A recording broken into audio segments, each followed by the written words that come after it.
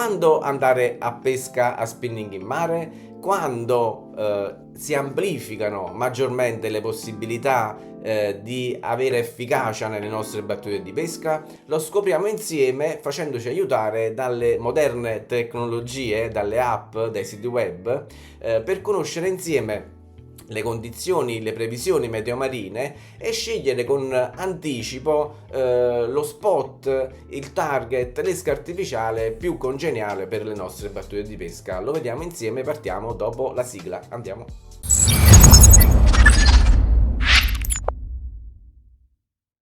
Come dicevo nella parte introduttiva, una delle domande che più solitamente mi viene fatta tramite i social è come riuscire a identificare una giornata, un orario ideale per massimizzare le probabilità di strike. Sappiamo bene che la previsione, la scelta delle condizioni meteo marine ideale condiziona sia la presenza o l'assenza del predatore negli spot che noi batteremo, ma ecco è uno dei fattori che noi abbiamo definito essere i punti fondamentali della pesca spinning in mare. In questo video ci facciamo aiutare da alcuni siti che ho già selezionato e vi mostro.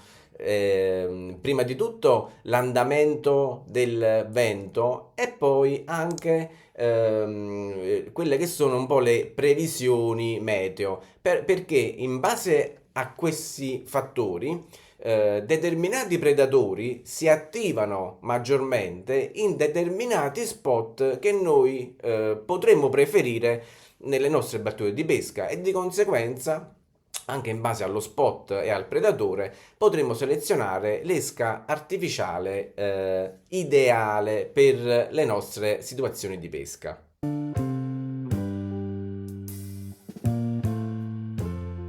Prima di proseguire, diamo un'ulteriore indicazione per quanto riguarda i nomi che vengono attribuiti a eventi, seguendo anche lo schema che vediamo qui, che viene solitamente indicato come la rosa dei venti. Quindi a seconda della direzione del vento noi identifichiamo questo vento con un nome. In questo caso vediamo che il vento proviene come direzione dal quadrante occidentale, quindi è un vento che proviene da ovest, che viene definito solitamente come vento di ponente o in alcune zone può essere identificato come vento che viene da nord-ovest o maestrale. Che cosa succede? Succede che nelle zone della Campania, che sono quelle che attualmente identifichiamo come nostre zone, che potrebbero essere comunque un riferimento per tutti coloro che si trovano altrove, quindi come noi ci approcciamo a queste coste, così potete farlo a seconda della zona in cui voi siete. E quindi che succede? Che andando in basso a sinistra, vedendo le previsioni e l'andamento nel tempo di forza e intensità del vento, che cosa succede? Che andando avanti da lunedì verso martedì troviamo che c'è un aumento dell'intensità del vento, che anche in questo caso è un vento di ponente. Nelle zone di Basso Lazio e Campania questo vento aumenta la forza e l'altezza dell'onda, quindi ci sarà mare molto mosso. Il mare molto mosso con queste condizioni diciamo meteo è un vento che arriva quasi a 30 nodi, quindi è un vento che rende praticamente impescabile tutta questa zona, e quindi dobbiamo aspettare che questo vento cambi intensità o direzione. Che cosa succede andando avanti verso martedì? E ce ne accorgiamo sempre con il nostro cursore qui in basso a sinistra. Vediamo che il vento inizia a diminuire come intensità e andando verso la giornata di martedì, che cosa vediamo? Che cambia anche direzione. Quindi rimettiamo di nuovo la nostra rosa dei venti. Che cosa succede? Che il vento da ponente o maestrale diventa un vento che viene da tramontana o grecale. Quindi analizzando queste condizioni nella nostra zona di riferimento, che è quella di Bastolazzo e Campania, sicuramente avremo la possibilità di pescare su una scaduta, perché mentre i giorni precedenti abbiamo una forza e intensità del vento che alza il mare, quindi ci sarà mare mosso, nei giorni, nelle ore a venire ci sarà una repentina diminuzione della forza e intensità del vento. Quindi, conoscendo il predatore, in questo caso il nostro target è la spigola, diciamo l'orario e il giorno ideale per diciamo aumentare le nostre probabilità che ci siano i predatori attivi lungo le nostre zone è sicuramente martedì, nella giornata di martedì, perché ci sarà una scaduta, e quindi pescare sulla scaduta, tanti spot come le basse scogliere, le foci, le spiagge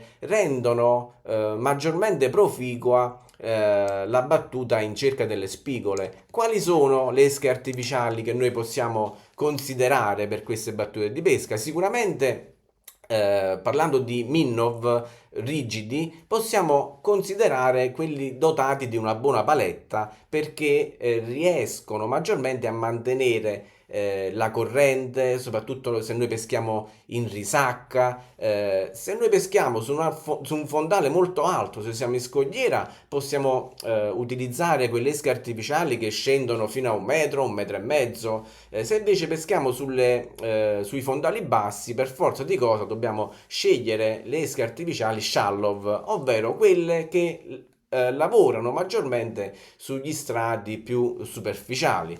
Altre tipologie di esche artificiali che noi possiamo considerare sono i long jerk, sempre utilizzandoli magari sulle scogliere esterne dei porti, in prossimità, ecco, delle banchine, ma grande utilizzo possiamo farlo con le soft bait, quindi le esche morbide, le esche siliconiche, come comunemente vengono definite. Se ci sono condizioni in cui lo spot che noi diciamo abbiamo scelto per le nostre battute è uno spot dove c'è ancora molto mare, possiamo arrivare anche a 20-30 grammi di peso della tessina piombata, e di conseguenza anche la lunghezza del nostro corpo dell'esca siliconica ci cambierà. Se invece vediamo che nello spot dove noi andiamo a bagnare le nostre esche artificiali c'è già una scaduta avanzata, ci sono quelle grandi onde di zone di risacca, allora possiamo anche scendere con il peso delle testine piombate, e quindi di conseguenza anche del corpo della nostra esca artificiale, passando dai 20 ai 15-10 grammi, che rappresenta un po' il limite minimo per garantirci anche una buona distanza di lancio, perché più sarà leggera la nostra testina, la nostra presentazione della nostra esca artificiale, più muoverà bene. Però ecco, di conseguenza, se noi dobbiamo fare tanta distanza, abbiamo bisogno di un po' di peso in più, e quindi di conseguenza dobbiamo capire noi qual è il perfetto bilanciamento fra distanza di lancio, profondità in base allo spot dove siamo, e anche tenuta della corrente. Ecco, queste sono un po' le indicazioni base che noi dobbiamo iniziare a considerare seguendo le condizioni e l'evoluzione del meteo, perché ripeto, mentre per quanto riguarda il sole o la pioggia possiamo regolarci di conseguenza tramite il nostro abbigliamento, quindi adottando abbigliamento termico, abbigliamento che ci permette di fronteggiare queste situazioni. Per quanto riguarda invece la forza del mare, le correnti e il vento, purtroppo in quel caso dobbiamo fare noi delle scelte di conseguenza per rendere maggiormente efficaci le nostre battute. Questo è un approfondimento che ho realizzato soprattutto per i ragazzi che stanno seguendo il corso di pesca spinning in mare. Trovate alcuni video sia già nella sezione delle live che trovate sul canale YouTube Planet Spin Fishing, e altre ce ne saranno i prossimi giorni. Ringrazio tutti voi per aver visto il video, commentate facendomi sapere la vostra opinione. Noi ci vediamo il prossimo video sempre qui su Planet Spin Fishing. Ciao ragazzi, e alla prossima.